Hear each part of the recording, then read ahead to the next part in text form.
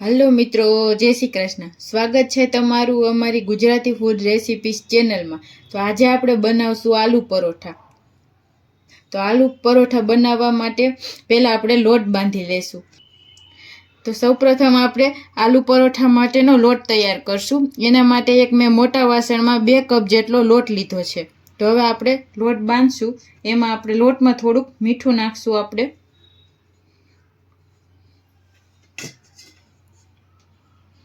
થોડુંક મોણ માટે તેલ નાખશું।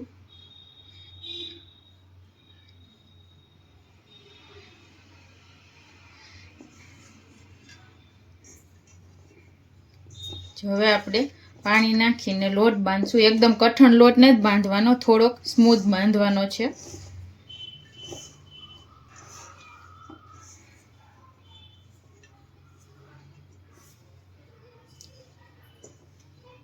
તો આપણે થોડું થોડું પાણી નાખતા જાશું ને લોટ બાંધી લેશું। તો આપણો લોટ એકદમ સરસ બંધાઈ ગયો છે। હવે આપણે આને ઢાંકીને રેસ્ટ કરવા મૂકશું અને મસાલો બનાવશું। તો આપણે હવે પરોઠા માટેનો મસાલો રેડી કરીશું।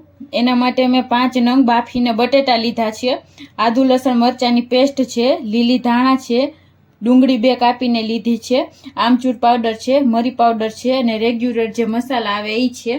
તો હવે આપણે આ આલુને ખમણીમાં આપણે છીણી લેવાના છે, એટલે આપણો મસાલો એકદમ સરસ બને। તો આપણે આવી રીતે બધા આલુ છીણી લેશું આપણે, જેથી કરીને આપણે પરોઠામાં ભરતી વખતે આપણા પરોઠા તૂટે નહીં।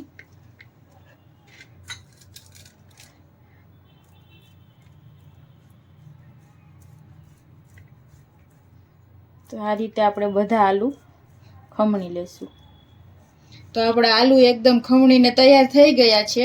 હવે આપણે આ ડુંગળી છે એની કચાશ દૂર કરવા માટે થોડીક વાર આપણે એને તેલ નાખીને શેકી લેવાની છે। તો એક વઘારિયામાં આપણે 2 ચમચી તેલ લેવું।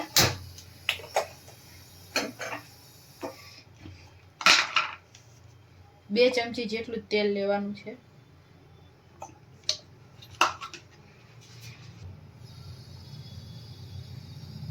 તેલ થોડું ગરમ થાય એટલે આપણે એમાં ડુંગળી એડ કરી દેશું।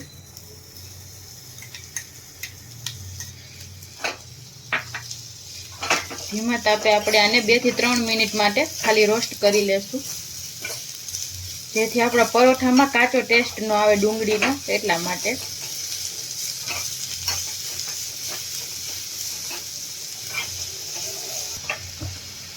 તો આપણી 2 મિનિટ થઈ ગઈ છે, ડુંગળી આપણી સંતળાઈ ગઈ છે। આપણે એ આ આલુમાં એડ કરી દઈશું આપણી ડુંગળી।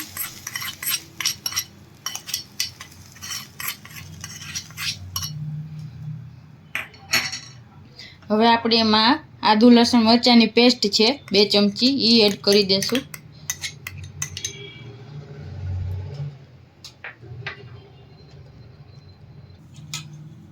હવે આપણે એમાં 1 ચમચી જેટલો ધાણા જીરું પાવડર નાખવાનો છે, ચપટી હિંગ નાખશું, ચપટી હળદર નાખશું,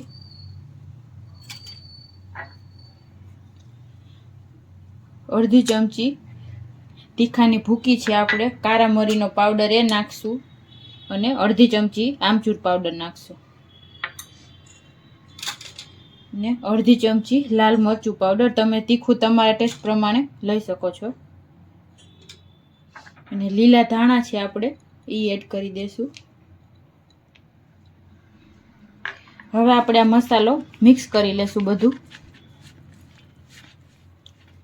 હાથેથી જ મિક્સ કરશું।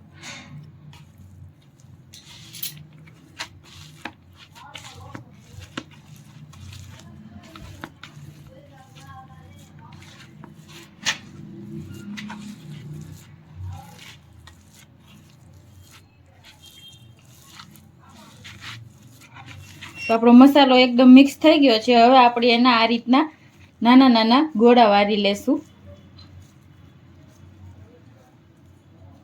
એકદમ નાના એને મીડિયમ સાઈઝના આપણે ગોળા વાળીને તૈયાર કરશું।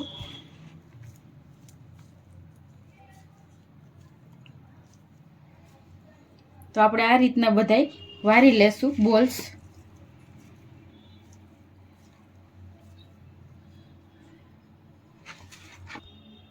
તો આપણે આ બધા બોલ્સ વારી લીધા છે. હવે આપણે પરોઠા બનાવશું. તો આપણો મસાલો તૈયાર થઈ ગયો છે. હવે આપણે પરોઠા વણી લેશું. એના માટે આ લોટ આપણે જે રેસ્ટ કરવા રાખ્યો તો એકદમ સરસ હવે થઈ ગયો છે આપણો. આપણે આને એકદમ કૂણવી લીધો છે. હવે આપણે આના પરોઠા બનાવશું. એના માટે થોડો લોટ લેશું. આપણે આવી રીતના કરીને આપણે પરોઠું વણી લેશું.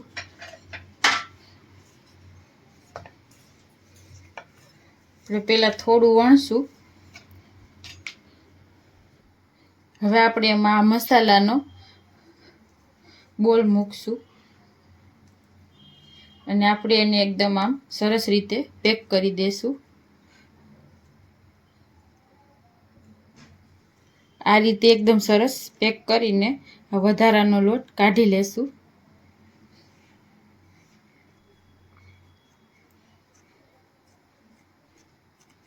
થોડો આપણે લોટમાં કોટ કરશું અને હાથેથી થોડું પ્રેસ કરશું પરોઠાને, જેથી વણવામાં ઈઝી થાય.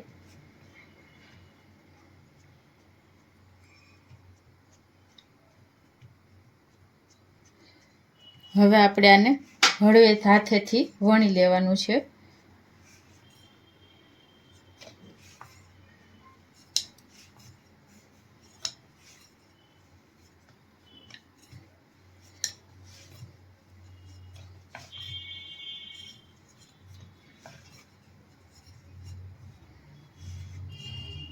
એકદમ ફોરા હાથે વણવાનું છે એટલે આપણું પરોઠું ફાટે નહીં.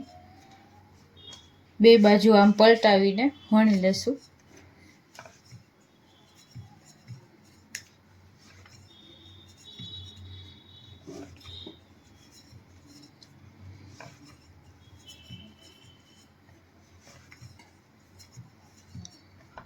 આપણે પરોઠાને બહુ જાડું નથી રાખવાનું.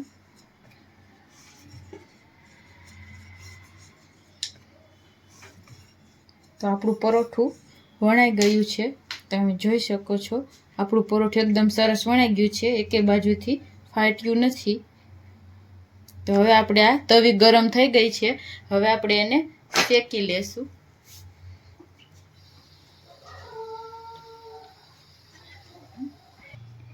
આપણું પરોઠું એક બાજુ શેકાઈ ગયું છે. આપણે એને પલટાવી લેશું. ધીમા તાપે આને શેકશું.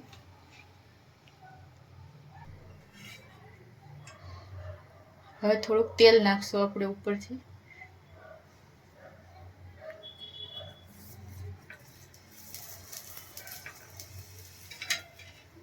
હવે આપણે બીજી બાજુ પલટાવી લેશું. એ સાઈડ પણ થોડુંક તેલ નાખશું આપણે.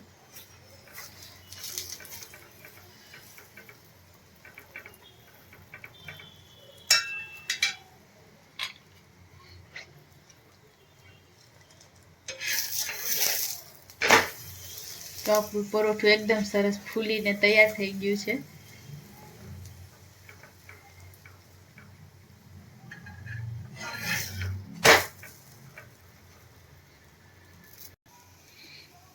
તો આપણું પરોઠું બંને બાજુ શેકાઈ ગયું છે. હવે આપણે આને કાઢી લેશું. આવી જ રીતે આપણે બીજું પરોઠું પણ એવી રીતના બીજું પરોઠું પણ તૈયાર કરશું. થોડું આપણે વણી લેશું. મસાલો મૂકશું. એકદમ સરસ આવી રીતે પેક કરી દઈશું મસાલાને.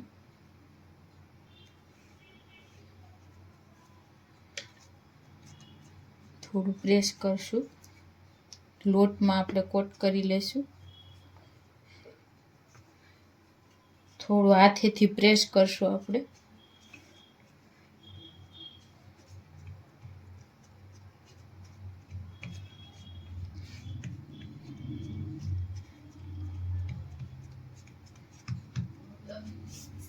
હવે આપણે એને વણી લેશું.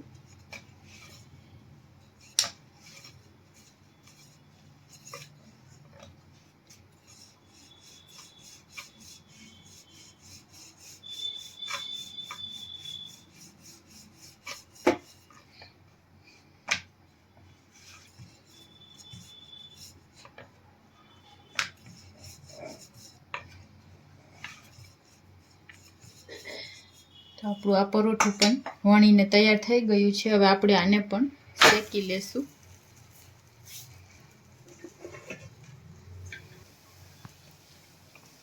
તો આપણું બીજું પરોઠું પણ તૈયાર થઈ ગયું છે. એકદમ સરસ શેકાઈને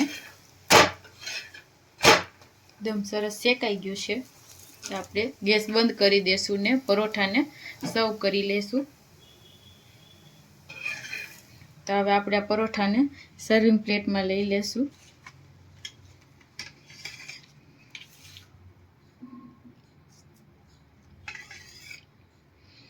તો તૈયાર છે મિત્રો આપણા આલુ પરોઠા, જેને મેં દહીં સાથે સર્વ કર્યા છે. તમે ચા સાથે, દહીં સાથે, તમે મુરબ્બા સાથે પણ સર્વ કરી શકો છો. તો તમને અમારો આ વિડીયો કેવો લાગ્યો જરૂર જણાવજો, અને આવા જ અવનવા વિડીયો જોવા માટે અમારી ચેનલને લાઇક, શેર એન્ડ સબસ્ક્રાઈબ જરૂર કરજો. Thank you.